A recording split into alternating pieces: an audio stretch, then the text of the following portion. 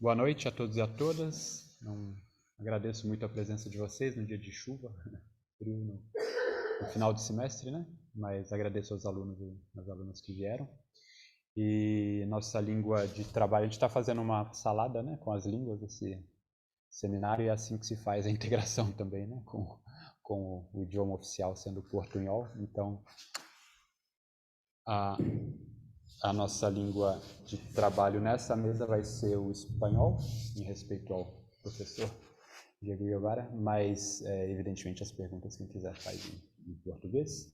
Então, me gostaria muchísimo, agradecer muchísimo a tu presencia, Diego. Diego Guevara es profesor de la Universidad Nacional de Bogotá, un grande amigo, y tuvimos la oportunidad de organizar juntos un libro. No lo tengo aquí conmigo, pero ustedes podrán ver en la biblioteca y también el PDF en el sitio de UNAM. Y hoy por la mañana hubo el lanzamiento del libro, y donde estará también el enlace para el libro, la edición PDF, con Mónica Meirelles también, ¿no? Y el seminario contó ya con 2 mesas redondas y un mini curso sobre economía del petróleo, y 2 días intensos de trabajo, y ahora estamos en la sesión final con el privilegio de ver a Diego, quien ahora, además de ser profesor, está como viceministro de Hacienda y Crédito Público, ¿verdad? De Hacienda y Crédito Público, en Colombia, en el gobierno Petro. Entonces, un honor para nosotros, y te agradezco mucho por venir. Primera vez en Brasil, ¿verdad, Diego? Sí, buenas noches a todos y todas. Bueno, haré la presentación en español. Es la primera vez en Brasil y hemos construido una buena relación académica con Bruno, con Mónica, en el marco de este evento para celebrar el lanzamiento del libro. Voy a tratar de hablar un poco despacio, a veces hablo muy rápido. Y bueno, cuando Bruno me preguntó qué tema me llamaría la atención presentar, pues tenía un poco esta idea en mente. Había hecho una presentación preliminar en un seminario virtual, pero me pareció que con la experiencia, yo solamente tengo una experiencia académica, como la mayoría o algunos de los que están acá, y llegar al gobierno, pues sobre todo en un país como Colombia, donde es la primera vez que hay un gobierno progresista o un gobierno de izquierdas, eh, pues es enfrentarse a toda una institucionalidad tradicional de ortodoxia económica y de ortodoxia también jurídica, que creo que ha sido uno de los puntos fuertes.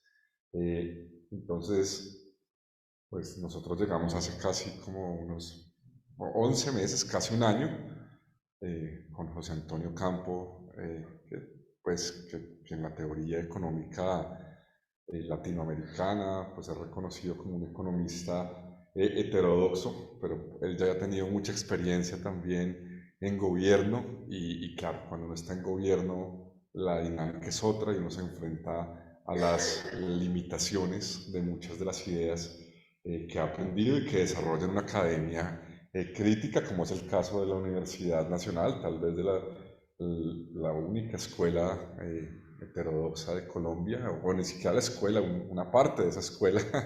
No podríamos decir que es una escuela como la de Campinas, con una larga tradición, sino más bien es una escuela donde algunas ideas post-keynesianas y regulacionistas existen, y una escuela de economía donde hay algunas ideas heterodoxas. Pero entonces, cuando se me ocurrió esta charla, siempre pensé, bueno, ¿qué puedo aportar de un año de experiencia como viceministro de Economía? Realmente es una aclaración. En Colombia, el Ministerio de Hacienda, de Facenda, es el Ministerio de Finanzas o de Economía. No es la Secretaría de Tributación, no es el Ministerio de Finanzas.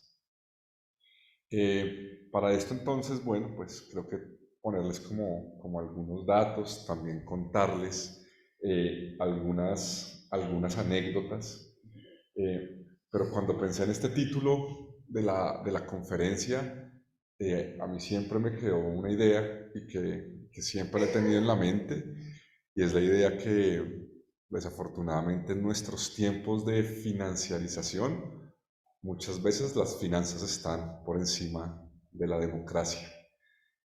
Claro, esto en un espacio académico es más fácil reflexionarlo, pero si miramos hacia atrás, el caso, por ejemplo, quizás insigne, que siempre me hacía pensar en esta frase antes de vivirlo, era lo que le había pasado a Yanis Varoufakis en Grecia, cuando hizo un referendo tratando de poder negociar, tener mayor margen de negociación con los acreedores y no lo logró. Al final, pues ganó el referendo, pero el poder de esta democracia a la hora de la negociación, pues no funciona.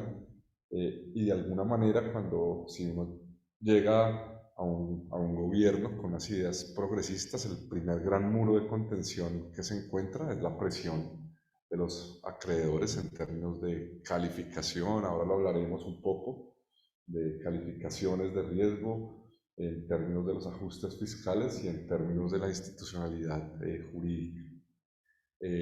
Cuando se proponen, antes de empezar, quisiera contarles como unas anécdotas curiosas. Nosotros desde la campaña de Gustavo Petro, cuando nos reuníamos con los diferentes inversionistas de Wall Street, todo el tiempo ellos nos decían, usted puede hacer la política social que quiera, pero siempre y cuando respondas por el pago de la deuda. No, no hay ningún problema, si mantienes unas finanzas públicas ordenadas, puedes hacer lo que te interese. Entonces, un poco la idea cuando lo hablamos con algunas personas en Argentina, decían, pues, y solo hay, si tú quieres seguir pagando la deuda y tener las finanzas ordenadas, hay dos caminos, o haces ajuste o intentas hacer una nueva reforma tributaria para buscar mayores recursos para el gasto social, respetando un poco la institucionalidad macrofinanciera para que tengas margen de maniobra. En ese sentido, pues nosotros planteamos los primeros meses de gobierno una reforma tributaria, pero allí cuando empieza la negociación eh, aparecen los elementos jurídicos. Por ejemplo, yo como economista nunca había conocido un concepto que se llamaban los impuestos confiscatorios. Nunca jamás me hablaron de eso, ni en la academia ortodoxa, ni heterodoxa. De pronto alguno de ustedes, si lo ha estudiado a profundidad el tema, pero yo siempre he estudiado los impuestos desde un rol un poco más redistributivo en términos de pensar unos impuestos progresivos, pero muchas veces cuando pensábamos en impuestos progresivos, los abogados del ministerio y los abogados de carrera decían, no, ese impuesto no puedes llevarlo a ese límite porque la ley colombiana define que es un impuesto confiscatorio. Y así con diferentes propuestas económicas, muchas veces nos empezamos a enfrentar como a los muros jurídicos y legales y me di cuenta que entonces con ser economista no basta, sino que también requieres un buró de abogados heterodoxos, de abogados críticos y pues abogados críticos en impuestos no hay muchos, hay muy pocos. Son muchos de estos, digamos, de estos retos. Les quería contar esto como a manera de anécdota antes de entrar en la presentación como en detalle, porque al final los límites, y ahora sí voy a entrar en detalle, al final también los límites de las ideas heterodoxas pasan por entender los panoramas macroeconómicos, las situaciones a las que se llega un gobierno cuando hay dinámicas que están más allá de tus manos, como la tasa de cambio, como la inflación, que hoy, por ejemplo, acá uno lo ha trabajado bastante, estos temas de la tasa de cambio, cuando están en estas dinámicas de los ciclos de liquidez, de los ciclos de liquidez global son mucho más complejos. Entonces creo que por eso un primer elemento para entender los límites son los panoramas macroeconómicos de la región, creo que eso es importante. En segundo lugar,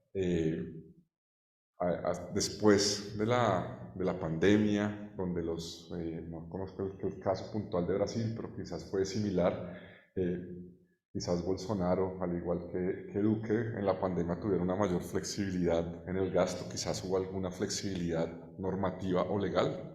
En el caso de Colombia sí fue así. Entonces los gobiernos previos no tuvieron una mayor flexibilidad en términos fiscales. En otras palabras, las reglas fiscales o las reglas presupuestarias se flexibilizaron, permitió que los gobiernos que nos anteceden, o el gobierno que antecede la pandemia, tuviera una gran flexibilidad de gasto, pero con un libreto hacia adelante de ajuste fiscal muy fuerte. Y creo que por eso lo he puesto acá como ese segundo gran reto. En el pensamiento económico heterodoxo, quizás una de las banderas que siempre hemos ahondado es criticar la austeridad todo el tiempo. Desde el libro de Mark Blyth de la crítica a la austeridad y en general el corazón de las ideas post-keynesianas y de las ideas económicas heterodoxas, pues la austeridad nunca es como un camino, pero después de una pandemia gran parte de la política macroeconómica que quedó en los libretos, al menos para el caso de Colombia, es de ajuste. Entonces creo que por eso me lleva al segundo punto, en el que les hablaré. Luego algunos desafíos y al final les contaré un poco como los puntos vitales del plan de desarrollo de este gobierno. En Colombia los gobiernos son 4 años, ha pasado digamos un primer año de asentar las bases y la estructura. Yo creo que entonces muy rápido, no voy a aburrirlos con muchos, digamos, con muchos datos. Bueno, hay más o menos creo que se pueden ver como algunos datos. No sé por qué se la acá arriba. Este es el del Zoom, lo muevo para...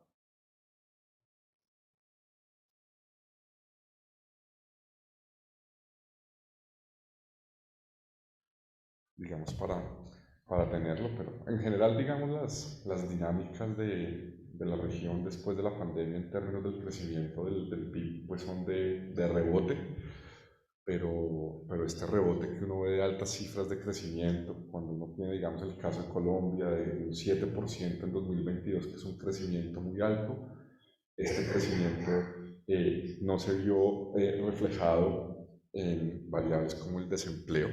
Creo que en general es digamos, la dinámica de la región, un rebote, digamos, significativo después de la pandemia, pero más por el efecto base del PIB y creo que al final un crecimiento o para el caso de los países que basan su crecimiento en exportación de materias primas y que no generan tanto valor agregado como el caso de Colombia, que es un poco Ecuador, pues es un crecimiento importante pero muy desigual y poco intensivo en empleo. En este, digamos, escenario, lo que tenemos en general, digamos, en la región, pues es después de 2014 el fin de las materias primas, una leve recuperación hasta 2019 y después una caída importante en 2020. Y bueno, un 2022 con buenos datos de crecimiento donde uno pensaría, bueno, la economía está creciendo y es la oportunidad para poder hacer políticas alternativas, pero pues realmente digamos que realmente lo que tenemos acá es que es fruto del efecto de comparación. Cuando uno mira, digamos, cuando miramos otras variables y puntualmente en el caso de un país como Colombia, a diferencia, por ejemplo, de Brasil o de otros de la región, pues el desempleo aún no ha vuelto a una sola cifra. Vimos, curiosamente, en el ministerio siempre nos decían tenemos un crecimiento del 7% cuando nos entregaron a nosotros el gobierno, pero con un desempleo pues, de dos cifras, del 10%.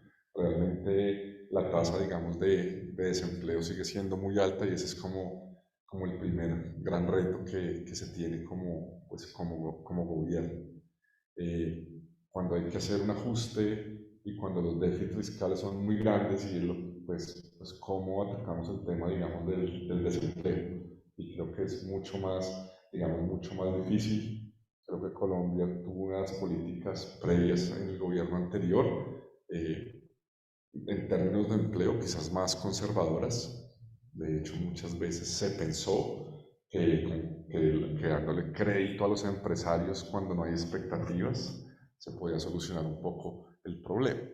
Entonces, cuando se recibe un gobierno con un mercado laboral que no se ha recuperado completamente, que todavía está, digamos, en dos cifras, cuando la inflación, digamos, cuando la inflación, digamos, por acá se mantienen unas tasas bastante altas en general en la región, ¿sí? Cuando podemos tener unas tasas de inflación anuales fuertes, pues al final lo que se tiene en esta inflación de costos internacionales es un panorama macroeconómico difícil, pues de la mano de la restricción externa, que yo creo que esa es la primera gran limitante del pensamiento heterodoxo para entrar en detalle.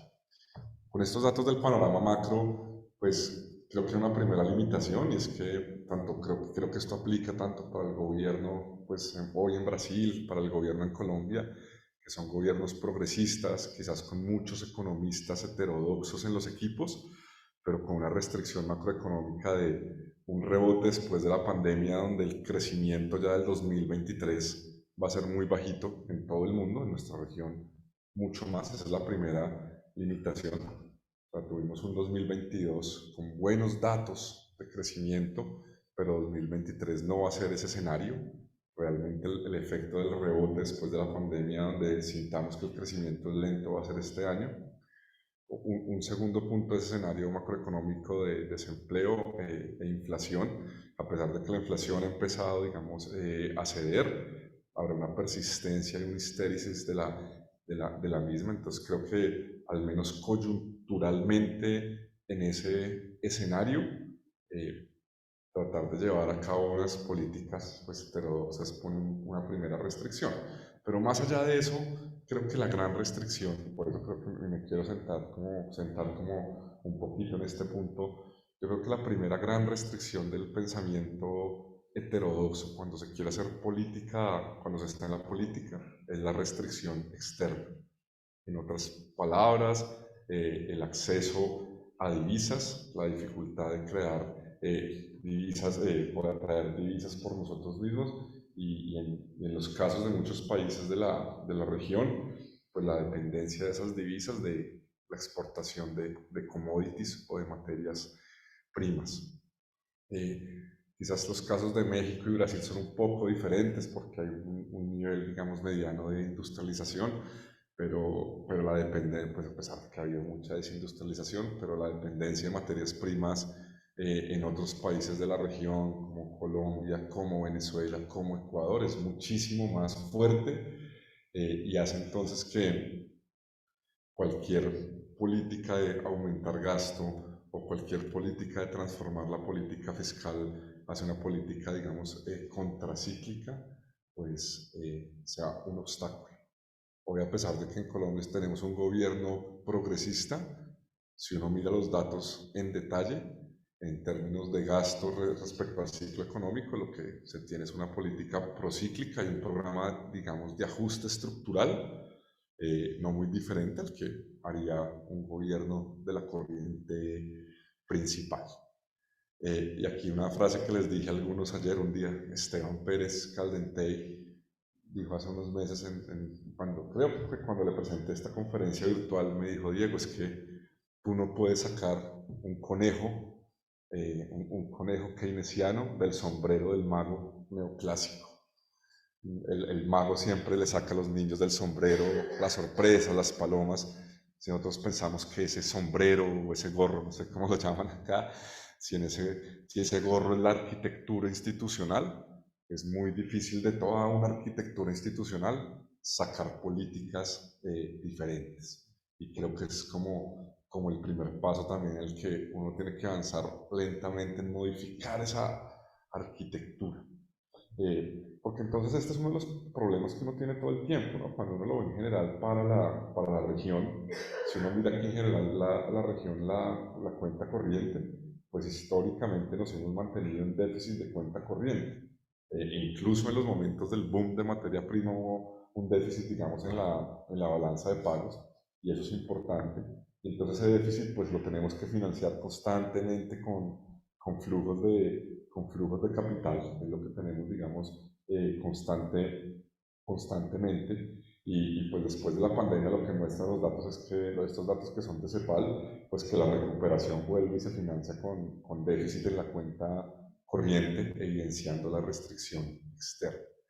Y esa es una gran limitación, porque cualquier cambio de orientación que yo le sugiera a los actores del mercado en términos de política, inmediatamente pues cierra como la llave de las divisas. Creo que es como un poco la camisa de fuerza que nos lleva a la frase que les dije al comienzo, de que las dinámicas de las finanzas se imponen de una manera muy fuerte, eh, se imponen de una manera, digamos, muy fuerte a la dinámica de la democracia.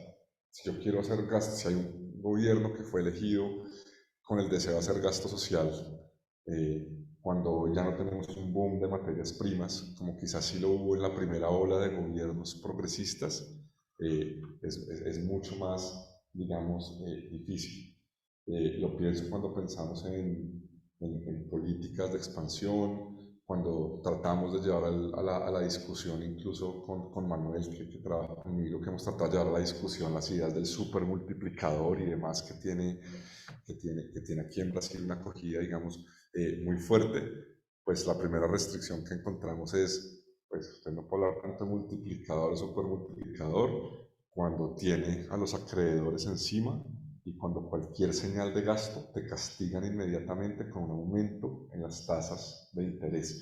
Y aquí hay unos datos que yo les quisiera mostrar como muy rápido del ENVI, que al final es el Emerging Market Bond Index, y es que, por ejemplo, para el caso de Colombia, a diferencia de los otros países de la región, no se nota tanto no sé si acá hay un láser para, bueno, no importa, pero de pronto acá con el cursor les puedo mostrar.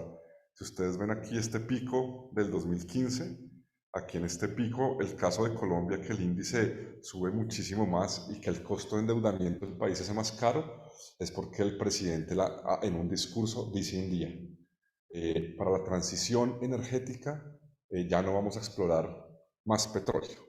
Nos vamos con el petróleo, con los pozos que hay, los vamos a hacer más eficientes, pero no vamos a explorar más petróleo. Inmediatamente con un mensaje de estos, pues esto puede haber una polémica y demás, pero simplemente ese aumento en la tasa de riesgo de Colombia es porque el presidente dice, yo pongo la vida por encima de la explotación, claro que necesitamos petróleo, pero pues ya no vamos a seguir explotando petróleo, el que ya existe, pero no voy a explorar nuevos campos, y esto los mercados lo toman como un signo de que ya no van a haber tantos ingresos fiscales para el país, y esa dependencia fiscal que nos hablaba hoy Alejandro, que viene muy pegadita del petróleo, inmediatamente es una señal para los acreedores que ven en riesgo la estabilidad de las finanzas públicas, y este pico entonces que ustedes ven acá es esto. Es un poco como ese castigo de los discursos del presidente y de la ministra, simplemente con un anuncio hacia la transición, ni siquiera esto es de política heterodoxa, sino más bien como cualquier mensaje en términos que afecte las variables económicas, y que usualmente muchos de los mensajes de la heterodoxia podrían afectar las variables, pues crea un mayor costo de endeudamiento. Entonces esta es una primera limitación. Cualquier política que uno quiera tratar de salir del libreto tradicional, la castigan los mercados muy fuerte, con una mayor tasa, digamos, de cambio, ¿sí? Es decir, los títulos de nuestros bonos crecen, pero en otras palabras, endeudarme es más caro para mí. Y eso creo que, digamos, es importante. Hoy se ha recuperado, pero de todas formas, el endeudamiento es más costoso. Y cuando tenemos la restricción externa, pues nos toca acudir a la deuda. Y esto entonces es una primera limitante muy, muy grande que nosotros tenemos y que les quería mostrar puntualmente en esta gráfica. O sea, de hecho, desde que llega el gobierno un poco de izquierda, el castigo un poco de que los mercados desconfían sube hasta, digamos, hasta octubre con la marea. De hecho, aquí el ministro Campo lanza a los mercados el mensaje contrario, y ahí empieza un poco la disputa con el presidente en términos de, pues, entre el mensaje político y la estabilidad macroeconómica. Que en un país como Colombia, que durante muchos años ha estado en la ortodoxia fiscal, pues todo el tiempo la estabilidad macroeconómica se ha reconocido como un gran valor, y los acreedores confían mucho en el país, pero esto siempre ha tenido una contraparte en términos distributivos. Uno podría encontrar que a mayor disciplina fiscal, en el marco de una política fiscal muy ortodoxa y un pago de la deuda. En Colombia, en las universidades tradicionales, todos los profesores enseñan, Colombia nunca ha dejado de pagar la deuda, Colombia nunca ha hecho un default en 100 años. Pero eso tiene unas implicaciones distributivas porque pues, es de los coeficientes Gini más altos de la región, de los países con mayor desigualdad. Creo que esto hace que hoy haya un gobierno progresista. Entonces, volviendo un poco como a la historia, estas es como de las primeras como limitaciones que tenemos. Pues porque no, al final, después de la caída, cuando uno mira en general los datos para la región, pues después de la caída de materias primas, después de la caída del precio de las materias primas, lo que hemos tenido en la región es un mayor nivel de endeudamiento para todos los países. Y eso lo que evidencia es esa restricción externa. Cuando cae el precio del petróleo, Brasil hoy por hoy, que también es un buen productor de petróleo, pues nos enfrentamos a eso. Cuando tenemos momentos de precios bajos de petróleo, a lo que hemos recurrido es que nos ha tocado aumentar los niveles de deuda, incluso la pandemia llevó unos niveles de deuda sumamente altos, y eso se materializa entonces en esa dimensión de la restricción externa. Yo creo que ese es como ese primer punto que les mostraba acá.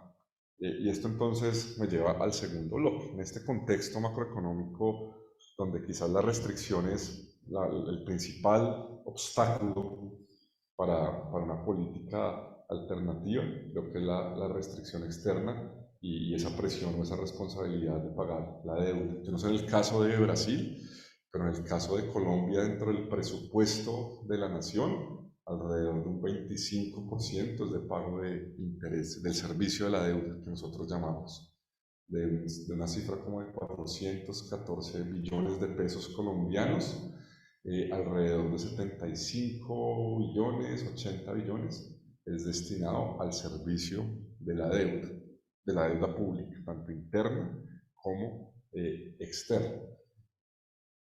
Entonces, en esta, digamos, como en esta dinámica, pues creo que lo que nos hemos movido en la región, sobre todo después de la caída de los precios del petróleo, es como una gran dinámica de austeridad.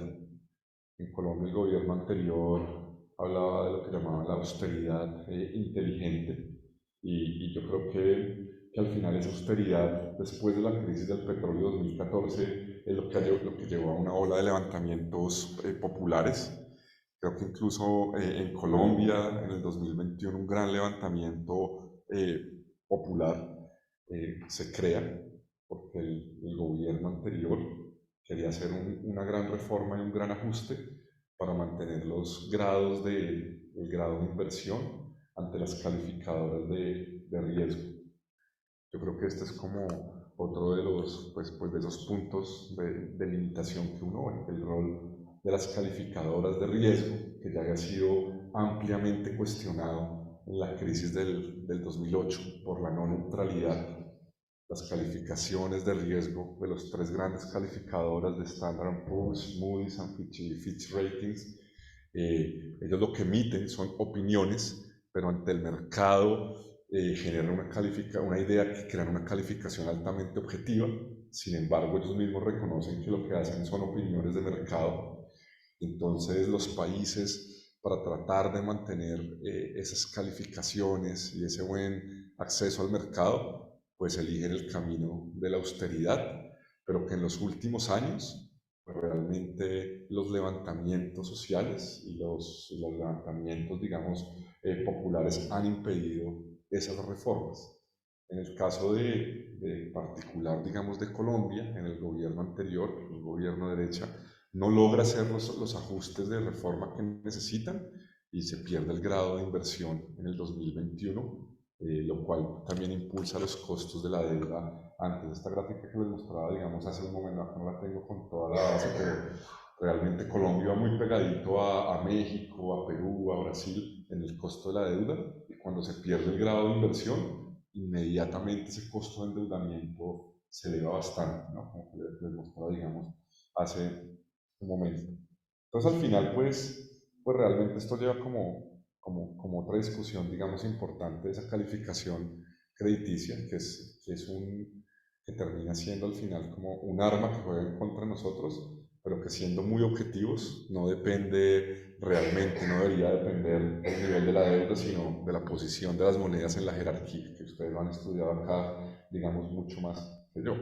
Los países como Alemania y Estados Unidos tienen niveles de deuda por encima del PIB del 100%, pero el hecho de tener las monedas en la parte alta de la pirámide de las jerarquías, pues les permite un mayor nivel de juego, mientras que nosotros tenemos niveles inferiores al 60% en la región, y muchos no tenemos grado de inversión, como Brasil, como Colombia, como Argentina. Y realmente creo que este es como un segundo elemento que va vinculado a la restricción externa, pero que aparece como un agente muy fuerte que imposibilita cualquier tipo de política y al final tiene unas consecuencias. Creo que ahí viene como quien está dispuesto a tomar ese riesgo de la ruptura macroeconómica. Yo le decía ayer a algunos que en América Latina han existido como los dos tipos de la izquierda, como la izquierda vegetariana o una izquierda carnívora. Y en la izquierda vegetariana puedes hacer política social, política en educación, en salud, pero en el marco de las macrofinanciero no te sales del libreto de mantener el pago de la deuda, mantener la calificación, mantener las reglas fiscales, porque inmediatamente huir de este punto pues genera unos castigos muy fuertes que si eres la izquierda carnívora asumes el riesgo. Con la izquierda carnívora puedo decir hay vida después del Fondo Monetario. En la izquierda carnívora tenemos conflictos muy fuertes con los acreedores, pero eso también inmediatamente puede llegar al caso extremo como de Venezuela, de un bloqueo económico, de te sancionan de los sistemas de pagos. Entonces también ser de la izquierda carnívora en términos macroeconómicos tiene unos riesgos muy grandes en la economía global, y por eso los cambios macroeconómicos, yo cada vez estoy más convencido, y creo que Bruno, que Mónica, que Alejandro, Pedro, que por eso se requiere la integración regional para cambiar la macroeconomía, las políticas macroeconómicas.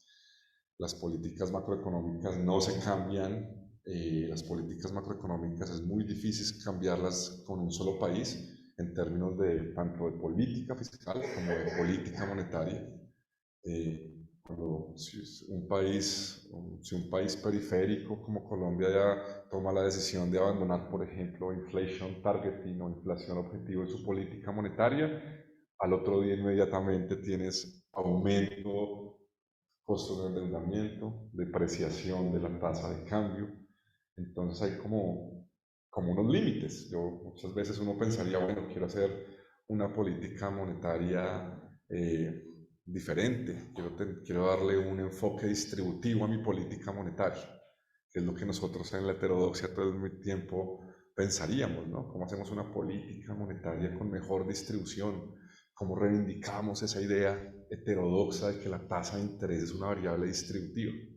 Tenemos las herramientas teóricas, que incluso en una perspectiva muy científica de la economía lo podríamos dar los debates, pero en el realismo macroeconómico este tipo de anuncios o medidas inmediatamente crearían un condicionamiento de los actores externos, como las calificadoras de crédito, como los acreedores. Entonces creo que este es uno de esos elementos que llevan a una restricción importante de esos límites en el realismo político, que ha sido otro de mis aprendizajes en esta experiencia. Yo hasta hace unos meses pues era como Bruno o como Mónica, que hemos tenido una carrera académica pues mucho tiempo, pero cuando uno está en estos cargos se enfrenta al realismo político, y el realismo político implica negociar con estos actores todo el tiempo. Eso creo que es un punto. Y esos límites entonces llevan a que prácticamente una de las máximas de esas limitaciones es que te obligan constantemente a tener superávit primario. Superávit primario no es un concepto universal, ¿cierto? Que cuando sacas la deuda, eh, esta idea del superávit primario todo el tiempo es que al final tus ingresos sean mayores a los gastos, sacando el servicio de la deuda. Y al final esto lo puedes hacer por dos caminos: o aumentas los ingresos vía mejor tributación, o reduces el gasto. Usualmente la política neoliberal durante mucho tiempo trató de reducir el gasto o vender alguna empresa. De hecho, en estas semanas en el ministerio estábamos en el ajuste del marco fiscal, y los técnicos que llevan 20 años, no, pues si no cuadra, ¿qué empresa podemos vender? Y es como, no, en este gobierno la privatización es una zona roja y no vamos a vender nada, pero durante mucho tiempo, pues en el Ministerio de Finanzas de Colombia se hizo eso. Cuando no cuadraban las cifras del superávit primal, bueno, pues miremos a ver qué podemos vender, miremos a ver qué entidad podemos desaparecer. Creo que bueno, el proceso de ajuste de Colombia en los últimos 20 años de privatización es muy grande. Y después de la pandemia, hoy, a pesar de que hay un gobierno, de que somos un gobierno progresista, dado que la pandemia creó un déficit muy grande, como lo pueden ver allá en toda la región, pues vuelve a aparecer nuevamente como ese discurso de la austeridad, de bajar el nivel de endeudamiento. Y entonces es muy difícil hacer como la política macro que uno quisiera cuando tiene esta presión externa constantemente, y ese límite de un poco esa obsesión por los superávits primarios y ese discurso de las finanzas sanas. En la heterodoxia siempre pensamos en ese debate de Ava Lerner entre las finanzas funcionales y las sound finance o las finanzas sanas, que es un debate muy viejo, y en un pensamiento heterodoxo, pues nosotros al final, de hecho lo decía, creo que lo planteaba quizás Stephanie Kelton: ¿cuáles son los déficits que importan? ¿Los déficits fiscales o realmente los déficits en términos de calidad de vida, los déficits de educación, los déficits de salud? Siempre en este libro del mito del déficit, creo que ese es el punto. ¿Cuáles son los déficits que realmente nos importan como una izquierda política, como ciudadanos y como seres humanos? ¿Cuáles son los déficits importantes? Pero en ese gran monstruo de las finanzas internacionales, pues el déficit fiscal está por encima de todo lo demás, y dado estas presiones y estas limitaciones, no es fácil dejarlo de ser. A mí me ha tocado un poco entonces adoptar el discurso de tenemos responsabilidad macroeconómica con distribución, para tratar de jugar en los dos lados del mundo, para tratar de mantener unas buenas relaciones con los acreedores, una tasa de cambio medianamente estable, que si bien no depende de nosotros en el corto plazo, cualquier mensaje la afecta, a pesar de que en el largo plazo depende completamente de la liquidez global. En estas semanas, por ejemplo, a pesar de que ha habido como algo de crisis política al interior del país, la tasa de cambio se ha apreciado y nadie dice nada. Nadie dice, oiga, pero si hay crisis, ¿por qué la tasa está perdiendo valor? No, es en toda la región, y es parte de la dinámica global. Pero cuando eres un gobierno progresista, y así no sea por una causa interna, la moneda se devalúa o se deprecia, inmediatamente buscan por qué la culpa es tuya. De hecho, algunos se han atrevido a decir que es que como al gobierno le está yendo mal y las reformas sociales ya no van a pasar, entonces la moneda nuevamente gana valor, porque las reformas de promercado van a prevalecer. Creo que estos dos son como esos puntos que me parecen, digamos, como importante. Claro, hay algunos países que tienen mayores niveles de deuda, como les dije acá al comienzo. Gran parte de la dinámica de uso sigue alrededor del 60% en América Latina. Usualmente nos presiona todo el tiempo la literatura de la dominancia fiscal, que unas finanzas públicas desbalanceadas son, digamos, un gran problema, y esto va de la mano de la disciplina financiera. Pero vemos que pues, realmente en general en la región, en este caso pues estos datos para 2021, los niveles de deuda como parte de los ingresos totales son significativos. ¿Sí? Entonces yo creo que aquí como ese punto es bien clave, la dominancia financiera en las finanzas públicas. Creo que eso es fundamental, y tenemos esas restricciones bien grandes, y el espacio es limitado en la política monetaria, fiscal y cambiaria. Por eso yo creo que parte de la integración regional, de los debates que uno debe dar en la integración regional, cuando se consolide, es pues al final qué política fiscal monetaria queremos. Al final las políticas monetarias que adoptamos fue porque cuando las adoptaron los países del norte, cuando allá de pronto cambiaron el enfoque, entonces acá lo podemos hacer.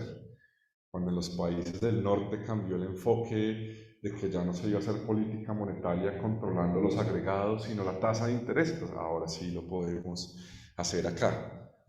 Cuando la política de cash transfer, que de pronto en los años 80 era impensable y era de los socialistas regalar plata, pues el neoliberalismo la adapta.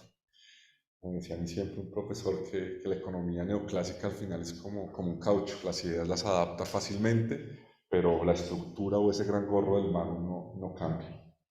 Entonces, pues al final tenemos esas limitaciones, una disciplina fiscal y no por una decisión propia de la democracia, sino por lo que implica estar en un mundo, digamos, globalizado y ese pago de la deuda por encima de los derechos sociales, que creo que, y por encima de los programas de políticos del desarrollo.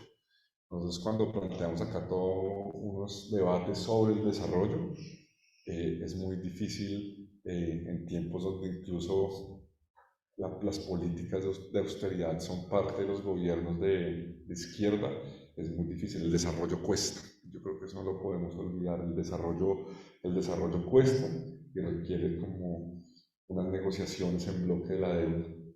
Yo creo que hoy eh, tanto las dinámicas de negociación de deuda como las reglas de política fiscal ya no se pueden cambiar desde como una decisión individual de un solo país, sino requieren negociaciones en bloque. Yo pensaba, y por ejemplo, los tratados de libre comercio que hicieron los gobiernos de Colombia y Perú con Estados Unidos en unas condiciones muy asimétricas, esos tratados de libre comercio al final se negociaron en bloque. Si uno quiere hoy por hoy realmente hablar de la transición energética, necesita hablar de una regla fiscal verde. Si uno quiere hablar de la transición energética, necesita hablar de unas renegociaciones de la deuda y de unas finanzas concesionales, es decir, una nueva aproximación a la deuda para garantizar los pagos y los recursos que requiere la transición energética. De lo contrario, va a ser muy difícil lograr.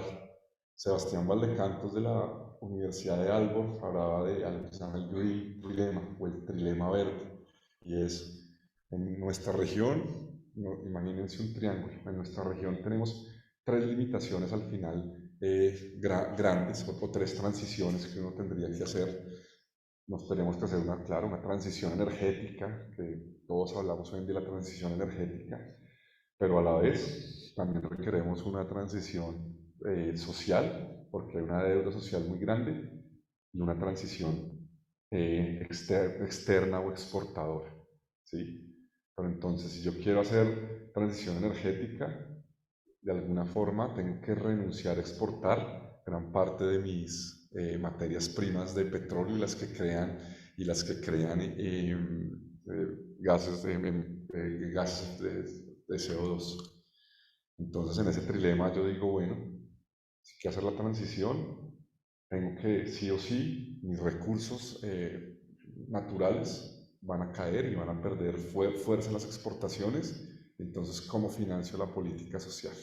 Me enfrento constantemente a ese trilema. Y la solución a ese trilema pasa por renegociaciones en bloque de la deuda. Si no, no tengo ningún camino. La única forma de seguir pagando la deuda es recurrir a la explotación de materias primas, y mi espacio para política social y transición energética es limitado. Entonces creo que eso tiene que ser parte fundamental en la agenda política de la integración regional para saltar esas limitaciones de la política del pensamiento heterodoxo en la política macroeconómica. Creo que ese es como el mensaje más importante. ¿Cómo logramos un poco aplacar esa dominancia financiera, ¿cierto? ¿Cómo logramos un poco aplacar esa dominancia financiera con una negociación en bloque, tanto de las dinámicas de deuda como de las reglas fiscales que imponen los ajustes muy fuertes? Mientras tanto, los gobiernos progresistas, de alguna manera no tan integrados, pues tendremos que seguir jugando con ese sombrero ortodoxo y los cambios de política social son mucho más, digamos, pequeños. Ya para hablar rápidamente digamos, de Colombia, de lo que es difícil hoy, y es que el gobierno anterior nos dejó una ley que obliga a que la deuda vuelva al 55% del PIB, que es lo que se llama el ancla de la deuda, y que el déficit, que el balance primario del déficit fiscal sea menos 3%. Entonces, hoy, a pesar de que somos un gobierno progresista con Gustavo Petro, tenemos una restricción de la regla fiscal, que es una ley que aprobó el gobierno anterior en el 2021 y que nos obliga a llegar al ancla del 55 y tener un déficit del menos 3%. Y no tenemos hoy las mayorías en el Parlamento que nos apoyen para transformar un poco la regla. Creo que hacia adelante entonces estas reglas fiscales, no sé si ustedes en Brasil tienen algo así parecido, como un balance budget. Sí, teníamos como un techo, pero Un está techo, cambiando, pero es todavía todavía es un debate sí, de cambiar, sí, pero todavía con muchos límites. como muchos límites. Entonces, este tipo, digamos, como de medidas que son completamente como ortodoxas se vuelven en una segunda limitación. Claro, la limitación grande es la restricción externa, pero esa restricción externa tiene unos instrumentos para que se responda, y esos instrumentos de la ortodoxia son pues, la regla fiscal y los techos, digamos, de deuda. Entonces, esto al final creo que es de los ajustes más grandes. Muchos de los inversionistas pues que solo miran los números, que realmente no miran quién es el presidente o no, siguen invirtiendo en los títulos de largo plazo de Colombia porque dicen, ustedes pueden ser de izquierda, pero están haciendo un programa de ajuste ortodoxo, estamos muy tranquilos. Los que no tienen la pasión política, y es de las grandes, quizás como contradicciones o los sapos, como decimos en Colombia, los sapos que te tragas ante esas restricciones muy fuertes que uno se enfrenta. El otro punto, digamos, que ha sido difícil para nosotros, y esto sí ya, digamos, en un marco de análisis ortodoxo de política monetaria, es que tuvimos una inflación de alimentos muy fuerte, porque adicionalmente a la dinámica inflacionaria del resto del mundo, tuvimos los fenómenos climáticos el año anterior, y entonces tuvimos una inflación pico que llegó a estar como en cerca de 25% para alimentos, y que en un país como Colombia históricamente era muy alto, ¿sí? Cuando miramos inflación de alimentos. Entonces esto pone mucha presión política, porque pues la gente al final mira en su vida cotidiana, más allá, cuando ve un aumento de precios, no piensa que es que esto es un ciclo global, un ciclo climático, sino se lo aducen al cambio de gobierno. Y creo que este es de los puntos más difíciles. Hemos tratado de hacer algunas cosas, pero no es fácil. Eh, Curiosamente, pues en Colombia hay un fondo de estabilización de precios de la gasolina que hacía que la gasolina estuviera a un valor menor que en el mercado internacional. Sin embargo, es tan grande ese déficit que tocó empezar a subir el precio de la gasolina porque el gobierno anterior nunca lo hizo. Entonces también es otro elemento que juega en contra, porque como un gobierno progresista, la gente incrementa el precio de la gasolina, y algo similar le pasó a Ecuador en su momento. Entonces lo hemos tratado de hacer progresivamente, pero sabemos que en algún momento tendrá factura política, porque pues, realmente si no se hace es mucho más fuerte y termina siendo pues poco distributivo. Los que reciben los subsidios en el país no son los más pobres, sino los subsidios a la gasolina suelen ser los ciudadanos que tienen automóviles, que están en los percentiles pues altos pues no altos, pero sí al menos en los 3 deciles más altos de ingreso.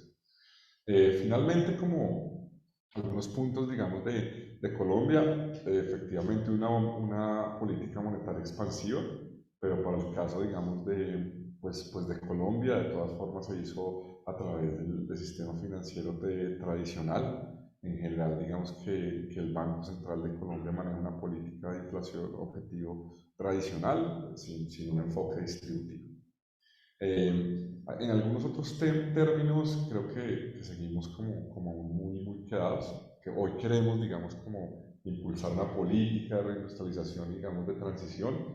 Uno de los objetivos de este gobierno es como al menos sentar las bases para que la matriz exportadora se transforme un poco.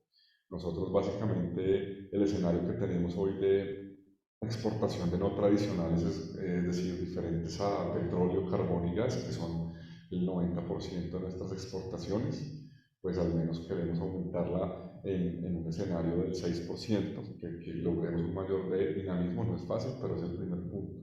Los procesos de reindustrialización pueden tomar muchos años, por eso somos realistas que acá lo importante es sentar algunas bases.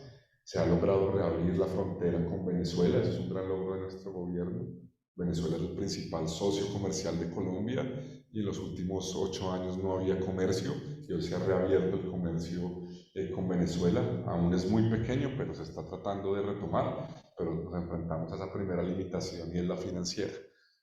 Mientras no se desbloqueen muchos de los sistemas de pagos y demás, pues allí hay como una limitación importante, pero en eso se está avanzando. Y el otro punto que les digo, ese cuento, digamos, de este tema del déficit en cuenta corriente, pues ojalá en la línea de la transformación productiva se pueda solucionar. En términos de reformas sociales, creo que sí hay una agenda importante, digamos que allí de nuevo, ¿no? Hay un poco esas restricciones del pensamiento, pero pues son más flexibles porque ya son temas más aterrizados.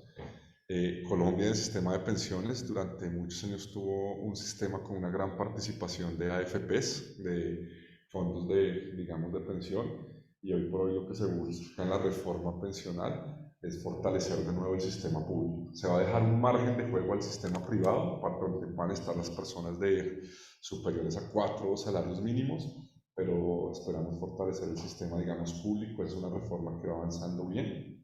En términos de reforma, digamos, laboral, también los gobiernos neoliberales habían eliminado los pagos de horas extras, tenían unas normas de mayor flexibilidad en el discurso de que mayor flexibilidad crea empleo, pero bueno, creo que aquí hay una reforma en esa línea, también una reforma en salud, porque el sistema de salud de Colombia está muy orientado al mercado. En esto hay una discusión mucho más grande, pero digamos que hay algunas reformas sociales internas que nos han molestado a las macrofinanzas y al mercado, pues porque al final no tienen unos efectos muy grandes en las finanzas. O sea, al final los mercados, y con muchos de los que hablábamos en la campaña, pues decían, usted puede hacer las reformas sociales que quiera, pero si mantiene sus finanzas estables, pues no va a haber ningún problema. Y pues mantener las finanzas estables al final implica hacer un sacrificio de alguna manera en los índices de distribución, sobre todo en ese 0.1% de los más ricos. Creo que los datos que siempre uno miraba curiosamente para Brasil mostraban eso, ¿no? Que en el primer periodo de Lula esos tops percentiles se mantenieron bastante estables, pero creo que al final hubo un manejo de las finanzas de relación con ellos tradicional en esta visión de izquierda vegetariana, que creo que es lo que también nosotros estamos haciendo, porque no hay mucho más espacio mientras nos juntemos. Si queremos avanzar en esta transformación productiva, al menos sentar las bases de una política de reindustrialización, que ojalá lo podamos hacer, fortaleciendo sectores no tradicionales, y somos conscientes de eso en términos de que hay que tener una hoja de ruta para la transición en términos de autosuficiencia energética, pero a la vez de sostenibilidad fiscal. Como les digo, pues este ha sido como uno de los puntos de batalla fuertes, es decir, la exploración y explotación de petróleo que ya existe se mantiene, pero no se van a dar nuevos contratos de exploración de petróleo. Creo que esto es como un paso importante para entender que hay unas vulnerabilidades macroeconómicas de la transición energética. Nosotros cuando hablamos de transición en la periferia, realmente no somos grandes emisores de gases, no somos grandes emisores y grandes contaminantes, pero la dependencia en términos fiscales y de recursos de los países del primer mundo son como nuestro mayor obstáculo. Ese creo que sería como ese punto. Y finalmente, pues en el plan de desarrollo hoy de Colombia, algunos puntos que son interesantes, pues es darle un poco ese enfoque a la justicia ambiental, a una seguridad humana, a la alimentación, a esa transformación productiva en términos de reindustrialización y una convergencia regional, pero a pesar de que es un plan de desarrollo muy progresista en muchos temas de mujeres, de igualdad, de víctimas, de género, de raza, de etnias, en términos económicos sigue siendo muy transversal esa estabilidad macroeconómica que al final pues reivindica un poco una política fiscal estándar y tradicional en ese marco de esa restricción externa que yo les contaba. Entonces yo creo que como en estas conclusiones, ya para ir cerrando y dejar un espacio para algunas preguntas, como se los he dicho todo el tiempo, pues al final la oportunidad que tenemos en este nuevo ciclo quizás de gobiernos progresistas es profundizar la integración regional, tanto productiva, comercial y financiera, eso es fundamental, y creo que es un primer punto clave. Al final, en el marco de esas tensiones políticas, hay que insistir en mantener la democracia y tratar de frenar los lawfares, porque la realidad es que sí tenemos unos muros que son las reglas fiscales, las políticas monetarias y fiscales procíclicas, y en el caso de Colombia, pues como les he dicho, soñamos pues, con una macroeconomía responsable, pero con justicia social. Creo que ese es nuestro marco de acción de hoy. Y es lo que le gustó ir como a esos mercados.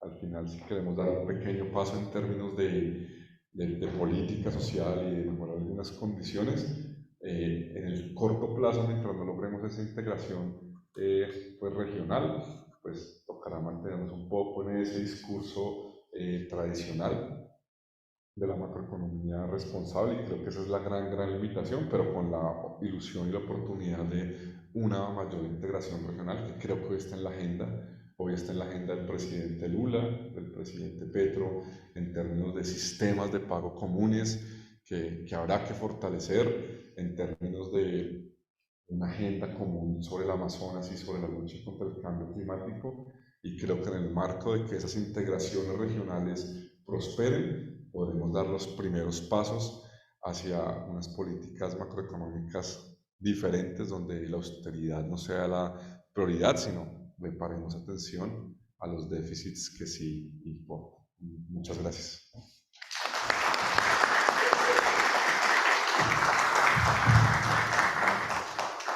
Muchísimas gracias, Diego, por esta charla tan interesante, pero también tan importante, ¿no? Nosotros en la academia estamos siempre con los libros y en discusiones a veces internas, endógenas, ¿no?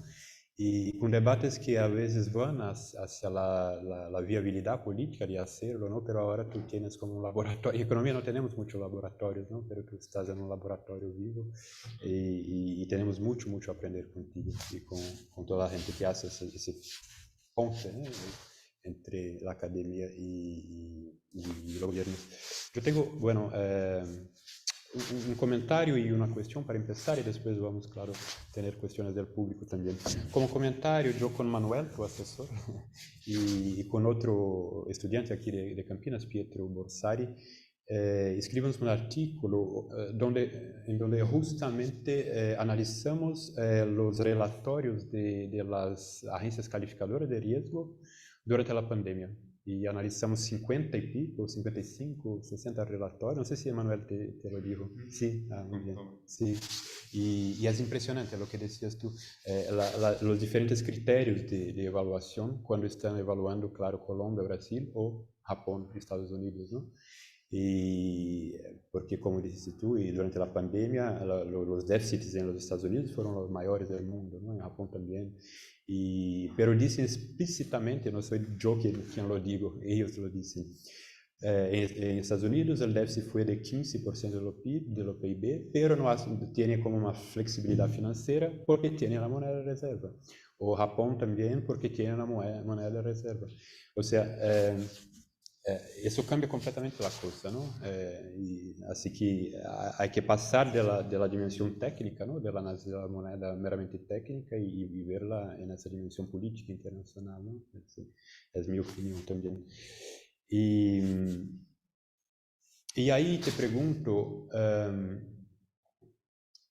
y solo para terminar también, y en los relatorios, hacían presión cuando había, por ejemplo, en Brasil morían todos los días 1000 personas de COVID, pero los relatorios haciendo presión para que se revertiera la política anticíclica.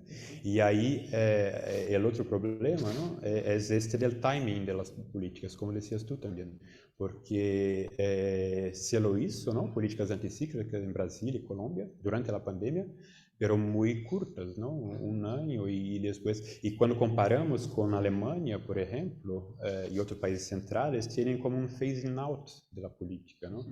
Como 3 años, 4 años, en donde van. Y aquí tenemos que retornar al superávit primario el año siguiente, en 2021 ya, una búsqueda de superávit primario, ¿no? Es increíble, increíble la diferencia.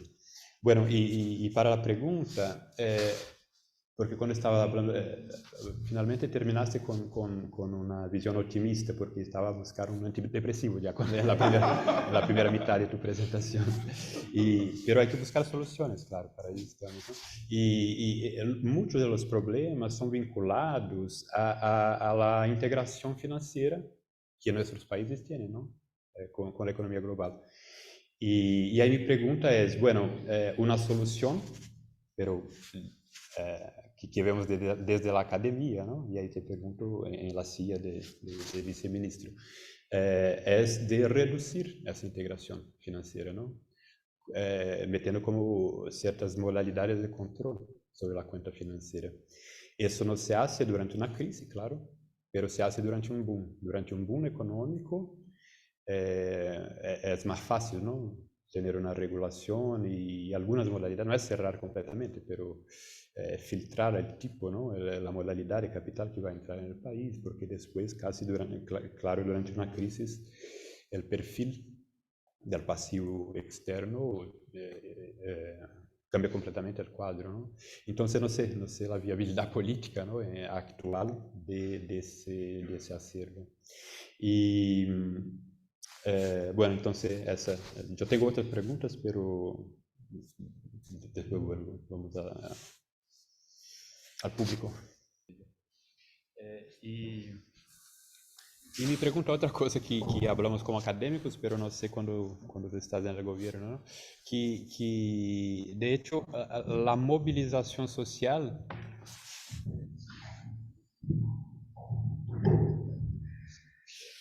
porque podemos entender que la movilización social, las personas en las calles, por ejemplo, para el tema del salario mínimo, ¿no? Y que las personas se vayan a las calles a hacer como una presión para que haya una política progresista del salario mínimo, un tema que tuvimos aquí en Brasil recientemente, sería una cosa buena para un gobierno de izquierda, porque al final como legitima su decisión ¿no?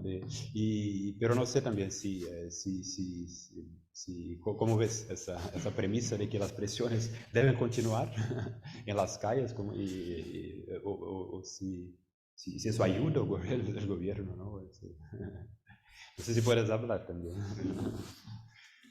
No, voy a empezar por la última pregunta de Bruno, porque curiosamente el presidente Petro en sus alocuciones ha pedido que la gente salga a la calle a apoyar. Por ejemplo, el pasado 7 de junio, el pasado miércoles, el presidente convocó a los sindicatos, a los estudiantes a la calle para apoyar las reformas sociales. Claro, en el establishment esto no les gusta mucho porque dicen, ¿para qué mandas a la gente a la calle si ya tienes el Congreso, si ya tienes la institucionalidad? Pero creo que esto ha sido en la línea un poco, el presidente lo ha mantenido, porque creo que él sabe que al final en los momentos de crisis es un espacio, ¿no? Entonces respecto a esa última pregunta, bueno, ahora sí volviendo un poco, voy a tratar de empezar entonces como lo que pude tomar acá de notas en el teléfono y yo creo que Bruno arrancó con una reflexión importante. En la pandemia quedó la idea a todo el mundo que en la pandemia todos son keynesianos porque tocaba gastar. Pero yo creo que aquí el debate es el mismo debate teórico que uno tendría entre los neo-keynesianos y post-keynesianos en términos de la duración del impulso y del impacto de la demanda agregada, si es solo en el corto plazo o también en el largo plazo. Yo creo que lo que distinguiría un poco a los keynesianos bastardos, como lo llamaría la tradición de Cambridge y esos post-keynesianos, tiene que ver con el ser keynesiano en el largo plazo. Y hoy de los problemas que tenemos es que en la pandemia, quizá muy seguramente en Brasil, al igual que en Colombia, la ortodoxia fue keynesiana por un ratico, saco la mano y la escondo muy rápido y quiero hacer el ajuste de una manera acelerada. Entonces creo que coincido con Bruno plenamente en ese punto. Y cuando aparece un poco el tema, que creo que también lo mencionó un poco Pedro en el tema de control de capitales. Curiosamente, el presidente el año pasado en uno de los discursos mencionó el tema de control de capitales y la reacción inmediata en endeudamiento, en costos, es bastante fuerte y bastante agresiva. Yo creo que aquí un poco la dinámica, quizás, pues no estoy diciendo que no se puedan hacer los controles de capitales, pero quizás Bruno tiene razón, es ver en qué momento el boom y específicamente qué tipo de control, y creo que tiene que ser una operación también muy coordinada con el Banco Central. Al final, y Pedro me lo preguntaba, pero al final en Colombia sí tenemos un Banco Central independiente, sumamente independiente. De hecho, la construcción como está es que cada miembro de la Junta o del Board of Directors está nombrado por 12 años por diferentes presidentes, pero pues como en Colombia los últimos 30 años ha sido el mainstream de la ortodoxia, pues toda la Junta del Banco Central, hoy un año después, es una junta completamente ortodoxa. De hecho, dentro de la literatura ortodoxa sería lo que llaman muy hawkish, que la inflación por encima de todo. En el último año han subido la tasa de interés a los niveles más altos nunca antes vistos. Entonces creo que cuando se proponen este tipo de políticas de control de capitales también sí o sí eh, pasan no solo por un regulador financiero, sino también por una política del Banco Central, y lo hace mucho más complejo, porque al final toda la política cambiaria también está en el Banco Central. Entonces creo que ese es un primer obstáculo, esa institucionalidad tan fuerte que hay en el país, de un Banco Central independiente, quizás el banco, uno de los bancos centrales de la región, sí, con los mejores equipos técnicos, pero con la formación ortodoxa más fuerte. Entonces creo que ese es un punto, digamos, importante, y que ahí lo podría conectar con otro tema. Eh, si bien hay una disponibilidad, digamos, importante de reservas, Colombia tiene un buen nivel de reservas, no tengo ahora el dato exacto en la cabeza, pero incluso en la pandemia no se tocaron las reservas. O sea, la ortodoxia siempre dice, no, es que las reservas son para los momentos duros, y uno dice, pero bueno, si la pandemia es el momento extremo, ¿por qué no? De hecho, la Constitución de Colombia permite que el Banco Central le pueda hacer un préstamo al gobierno por decisión de la Junta en momentos de emergencia. En la pandemia no lo hicieron porque aún no era un momento tanto de emergencia. O sea, eso denota una ortodoxia muy fuerte. De hecho, yo en una columna del periódico, yo antes, cuando estaba en la academia, escribí una columna en el periódico, en el diario en Colombia, y escribí una columna que decía, bueno, yo creo que es el momento de que el banco le haga un préstamo al gobierno en la pandemia. Y bueno, pues apenas me dieron este puesto de viceministro, toda la oposición, Guevara, el que dice que hay que imprimir dinero, que prenda la máquina de dinero. Y al final pues lo busca, ¿no? Cuando cuando es un profesor de la universidad, es un loquito que diga lo que sea. Pero cuando llegas a un puesto público, no sé cómo, pero van y buscan cualquier cosa que has dicho. Entonces eso ahora me toca limpiar Twitter, revisar todo lo que he dicho en el pasado.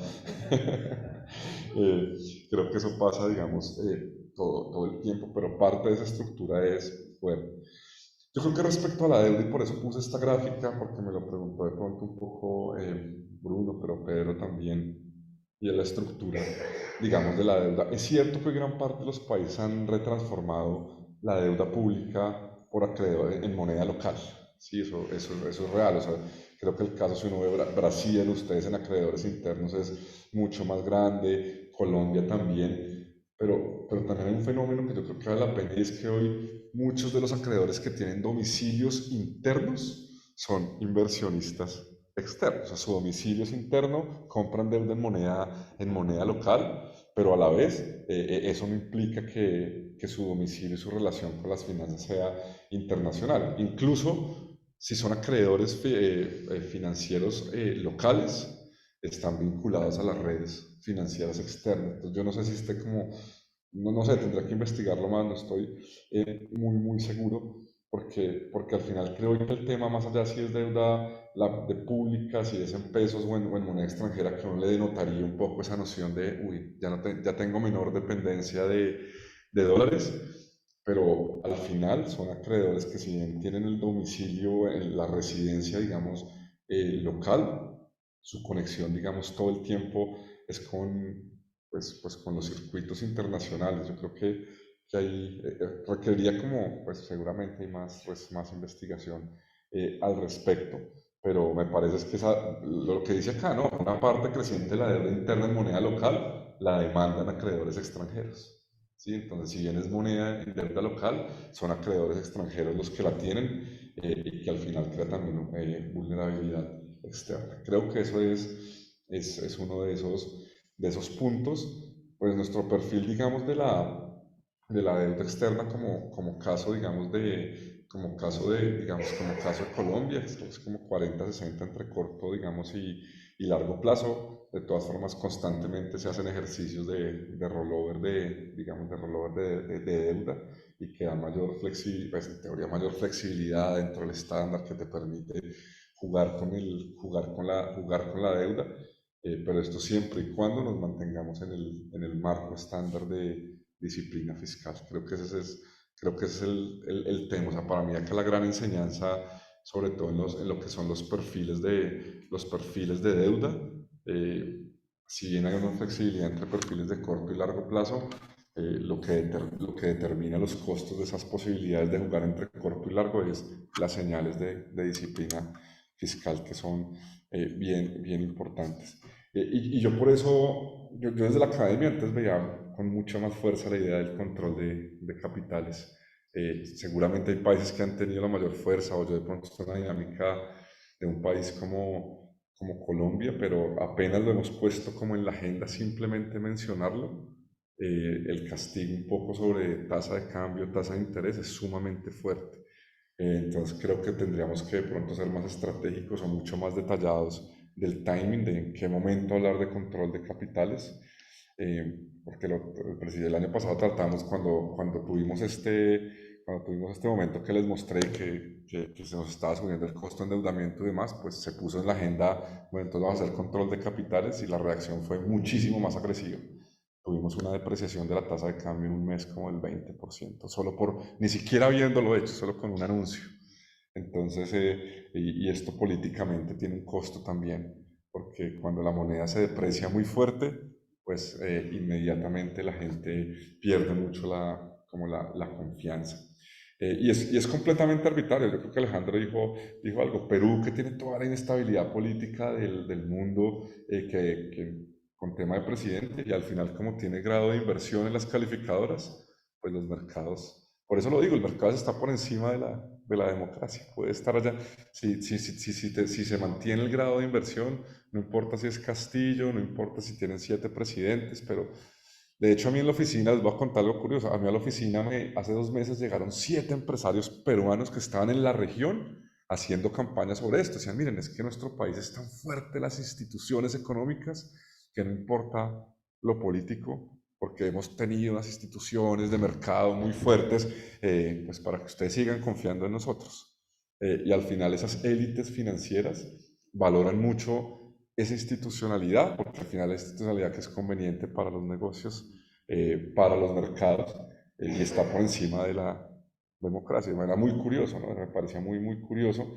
Yo no sé ellos si estaban pensando que estaban hablando con un viceministro estándar o ortodoxo, pero pues yo los escuché y les sonrío como siempre. Eso es lo que se puede hacer. Bueno, de los otros temas, creo que un poco yendo más al detalle, Alejandro dijo algo que creo que es importante y lo conecto con las empresas estatales. Por ejemplo, nosotros logramos que ahora en los board, un poco conectando con los temas de política de género que mencionaste, las juntas directivas eran solo hombres, no había ninguna ley. Yo voy a dos juntas en este cargo, tengo que ir a a dos juntas directivas, a la del Banco Público Agrario, que es como el Banco Rural, y es solo hombres. Pero con el nuevo plan de desarrollo que se aprobó, 40% al menos por mandato tiene que ser mujeres. Claro, estas son conquistas importantes, al menos en términos del enfoque de política. Eh, Se ha tratado también en muchos casos que en los ministerios, cuando hay dos viceministros, uno sea hombre, otro mujer. Yo creo que son puntos importantes.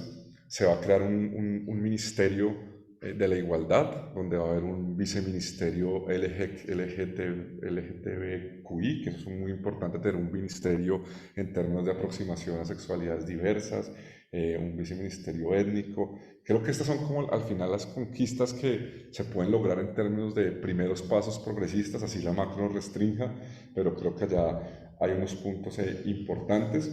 Dentro de las empresas estatales creo que también hemos logrado un buen control en términos de las aproximaciones de la banca. Creo que en este gobierno hemos reivindicado de una manera muy fuerte el concepto de economía popular. Eh, Usualmente la aproximación, no sé cómo haya sido en Brasil, pero la aproximación siempre es que ver que al informal lo tienes que volver formal.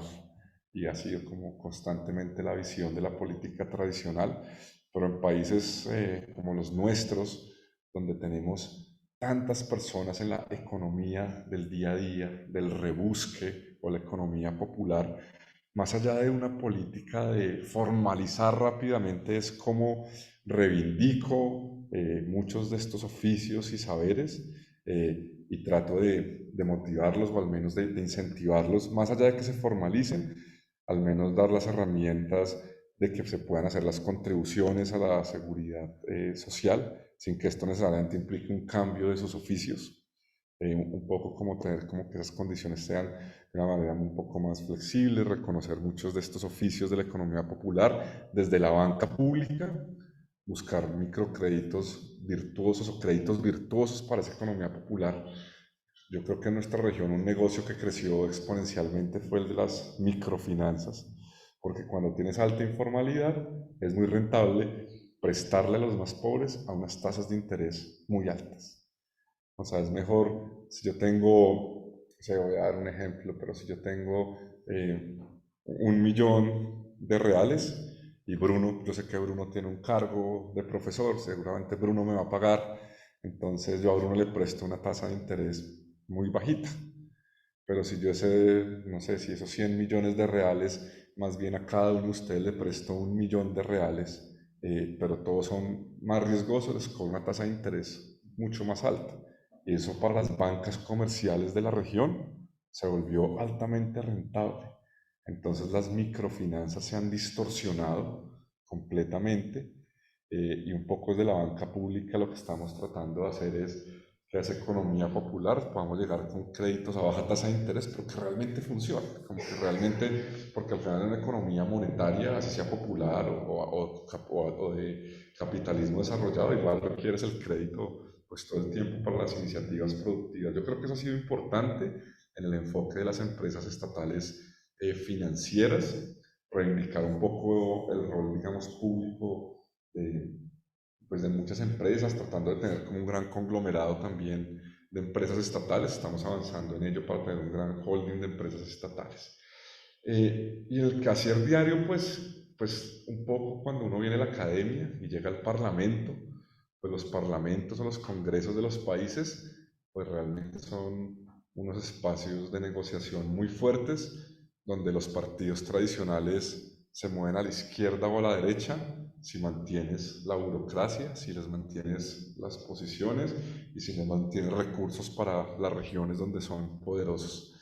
Y creo que eso es parte de la negociación política que que a uno lo saca un poco de una noción de la política romántica, de la coherencia completa. Yo creo que seguramente en todos los parlamentos al final los apoyos a los gobiernos de muchos políticos, más allá de una convicción política profunda, los apoyos se mueven en términos de que les mantengan sus cuotas burocráticas y que les mantengan de alguna manera recursos de inversión para las regiones donde son fuertes. Hoy muchos de los congresistas que apoyan a Gustavo Petro hace 15 años apoyaron a Álvaro Uribe en muchos proyectos y en muchas reformas. Creo que entender también ese realismo político, a veces hay que ser un poco pragmático, pero también a veces hay unas zonas grises donde uno se enfrenta como a contradicciones profundas. Pero y a veces, muchas veces me lo he preguntado, digo, no, pues mejor, ¿yo qué hago acá? Es mejor volver a la universidad y estar tranquilo. Pero también me cuestiono entonces si seguir eternamente en la crítica y en la su situación de confort del académico es suficiente para sumar la transformación. Entonces eso me muevo constantemente en eso, en este año, digamos, de reflexión. Pero al final ir al Parlamento también me ha mostrado las empresas de lobby, realmente cómo es de fuerte el lobby en los parlamentos, cómo las grandes empresas contratan empresas de lobby, cómo las grandes empresas tienen los vicepresidentes de relaciones de gobierno, y creo que esto es otro universo, pues donde al final los sectores sociales nunca hemos tenido esa fuerza que sí tienen las élites en los parlamentos. Al final la representación de los sindicatos, de los grupos de estudiantiles en los parlamentos es muy pequeña respecto al nivel de inversión que hacen las grandes empresas, porque cualquier ley, cualquier artículo en la reforma tributaria, cualquier palabra, pueden ser miles de millones de dólares para una empresa. El rol del lobby también es muy fuerte. En la oficina del Viceministerio de Finanzas, yo diría que un 50% de las citas que piden son de empresas o petroleras o de empresas de comunicaciones que están viendo si en una reforma tributaria algo las va a afectar.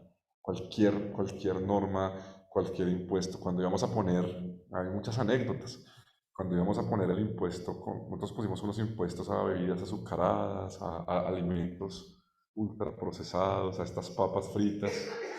Fue uno de los presidentes de estos que fabrican, Fritolay está acá, sí, estos de, bueno, Sí, sí. de algunas de estas empresas que fabrican paquetes Sí, sí. de papas y patatas fritas. Y en estas patatas les decían, no, viceministro, pero realmente aquí no hay químicos. Yo les decía, pero venga, ¿y ustedes a las patatas cómo le dan el sabor a limón? ¿O cómo le dan el sabor a pollo? Si no es químico. No, no, solo es la sal, no más. eh, y entonces al final cada cual va a defender su sector de una manera pues muy descarada todo el tiempo, pero es el lobby que se mueve en las grandes corporaciones, esas líneas grises también donde pues explícitamente no te ofrecen dinero, pero sí te dicen viceministro, ayúdeme, yo soy agradecido. Y hay muchos que se han movido en esas zonas grises también de la corrupción, de todos estos mundos que uno aspira a llegar a cambiar, porque las presiones, claro, son muy fuertes todo el tiempo del lobby empresarial y demás. Creo que eso es bueno un poco venir de la academia, que de alguna manera da como un piso y una fortaleza. Creo que ese es el camino. No sé si, bueno, traté de responder muchas cosas. Me parece muy chévere, estamos súper pasados del tiempo, así que les agradezco mucho a ustedes venir a esta hora, a todos los estudiantes que han venido a esta hora ya tarde de invierno aquí en Campinas, y a Bruno por organizar el seminario, a Mónica, a Alejandro, a Pedro, a todos los que han estado estos 2 días que hicimos un buen seminario aquí en Campinas. Muchas gracias por invitarme y muchísimas gracias a todos y todas.